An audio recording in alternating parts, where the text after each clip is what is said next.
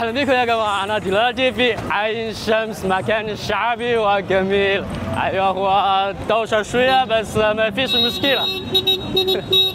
يلا نروح نشوف ناكل ايه النهارده. هنا في واحد مطعم تقريبا حوشي ومع الكشري. هلا حبيبي انت عامل ايه؟ الله بص شكل جميل. يلا نشوف نطلب جوه. واحد حوشي وطبق كشري. هتاكل جوه؟ خش وانت طالع حاسب. ايوه بيقول لك جوه في مكان قاعد نستنى جوه. ماشي تسلم ايدك حبيبي. مش قلبي عليك. ايوه يا جماعه تعالى نشوف كشري بس هو على شوربه ليه طبق كتير كده. بسم الله. نحط على حوش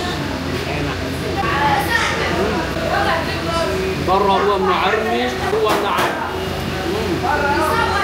وانا قلت له عايز طبق صغير، طبق صغير برضه طبق كبير كده.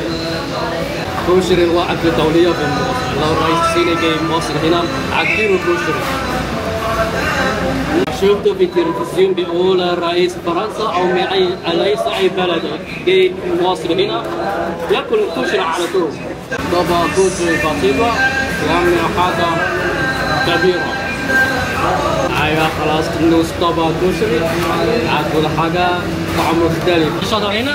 اي شطة؟ زيت. هلا هو ريحته حار. بسم الله حط عليه.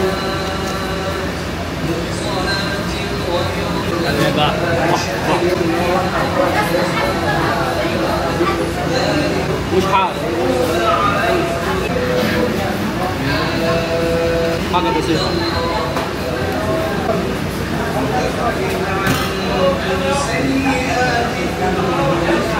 تفضلوا يا جماعة.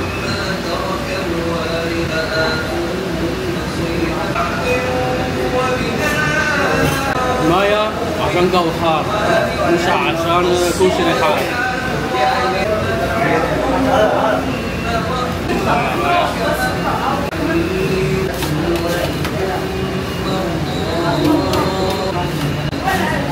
مية مية. ايوه يا جماعة تعالى نروح شوف كم النهارده. حبيبي والله شكرا والله شكرا.